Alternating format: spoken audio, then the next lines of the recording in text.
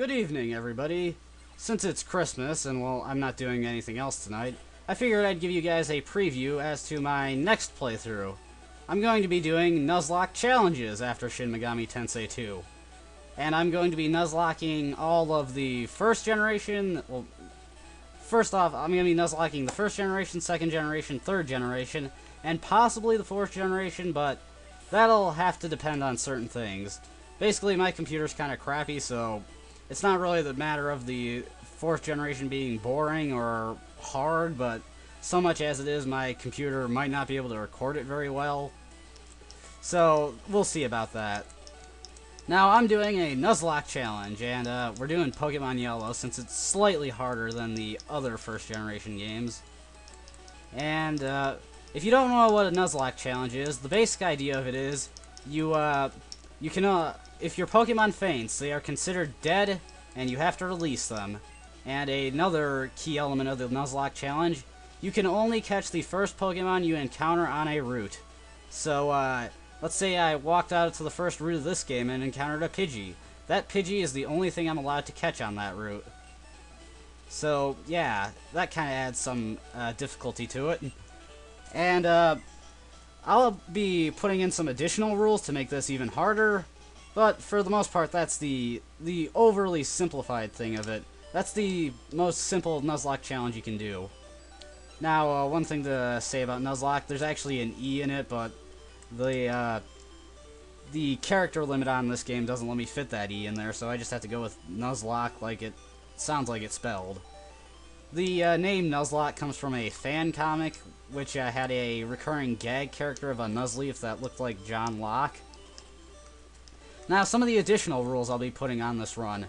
I can't use legendaries, I can't use Master Balls, and I can't use duplicate Pokemon, which will make things a bit easier since, well, let's say I had a Caterpie. If I were to encounter another Caterpie and it was the first Pokemon I were to encounter on a certain route, I could actually encounter a different Pokemon since I already have a Caterpie, and, well, it wouldn't really exactly be fair since I can't catch duplicates, so yeah, that's one thing that'll make this easier.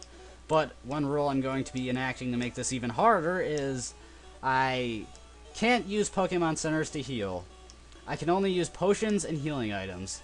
Now, on its own, this isn't a very tough thing to do, so I decided to step it up a little. I'm going to limit the amount of items I can buy per Pokemart. So, yeah, hopefully this will make it a really hard game. And why did I go in here? You're supposed to go out here. So yeah, going out into the grass, Professor Oak stops you, says, Pokemon live in the tall grass, and a Pikachu appears. I like Pikachu. Everybody likes Pikachu, unless you find it annoying, then I guess you don't like it. But hey, it's Pikachu. It's one of the most iconic Pokemon of all time. If you don't know anything about Pokemon, you at least know Pikachu. So yeah, Professor Oak takes us to his lab, and Gary's here. Yeah, I love how little Professor Oak actually cares about Gary. Now, certain things to say about Nuzlocke challenges. One thing, they're fairly grinding intensive, especially at the later stages where Pokemon start to get really high leveled. Well, opponents' Pokemon get really high leveled. So, at certain points, I'm probably going to stop and do a bit of grinding because, well, I really don't want to lose certain Pokemon. So, yeah, expect points where I'm just going to stop and start grinding. Now, since Gary decided to be a dick and steal our Pokemon, he gives us the Pikachu. Or Professor Oak gives us the Pikachu. And, just for a lame reference, or predictable one rather, let's call this Pikachu, as soon as I can get to the eye. I'm playing this game at 2x speed, if you couldn't tell. Let's call this Pikachu Mick.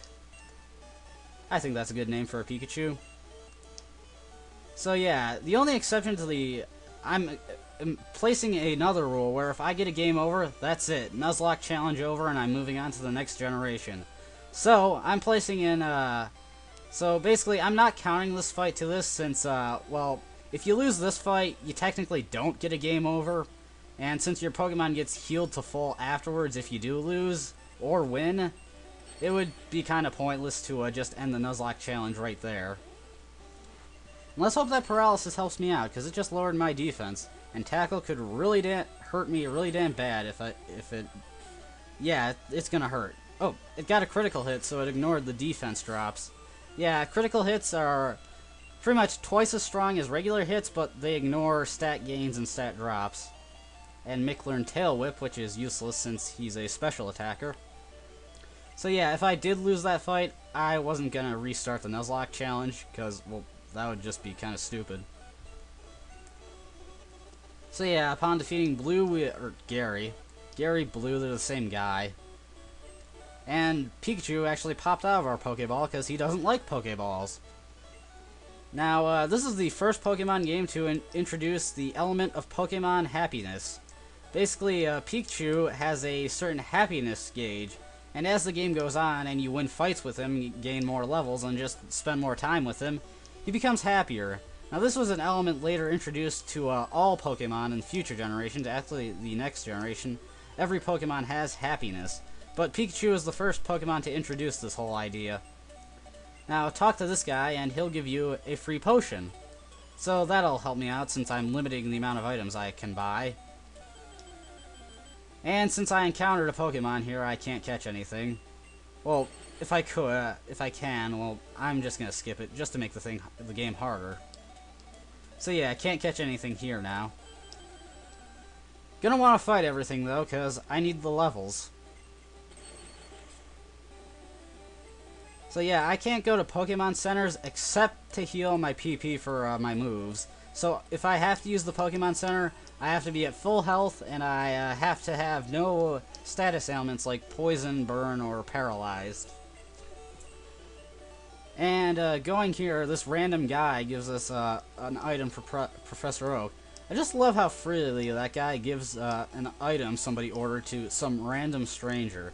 It's like, how does he know I know Professor Oak? What if I was just some random guy and I just stole that item?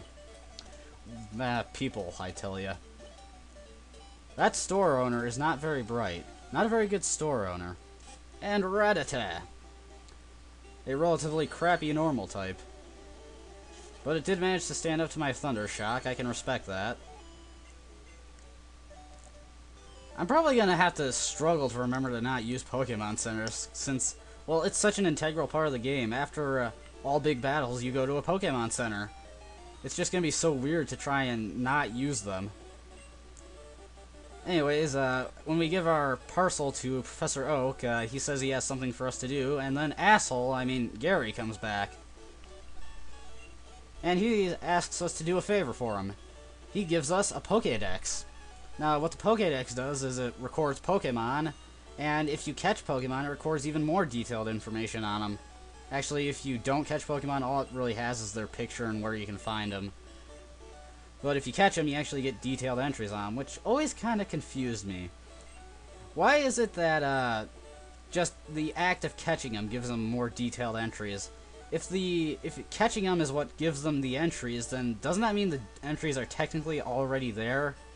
So it means the encyclopedia is already filled out, it's just you need to catch the Pokemon to actually see the entries.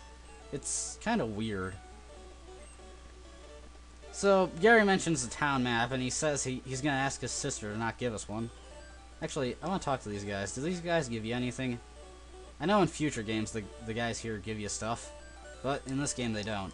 He said he was going to ask his sister to not give us a town map, but apparently either he didn't mention this to her, she forgot, or she just hates Gary, and gives us one anyways, so whatever, I like it. Well, actually, town map's not a very good item. Pidgey, die! I need the experience. Alright. Mick, you are an awesome Pikachu. You better be an awesome Pikachu, because you're never going to be a Raichu. Yeah, you can't evolve Pikachu in this game. I don't really know if this Pikachu is actually better than regular Pikachus, like if it has better stats or anything. Does anybody know for sure on that?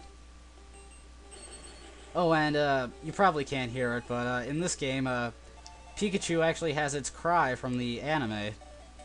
It's the only Pokemon game to actually feature a Pokemon that shouts out its name when you send it out.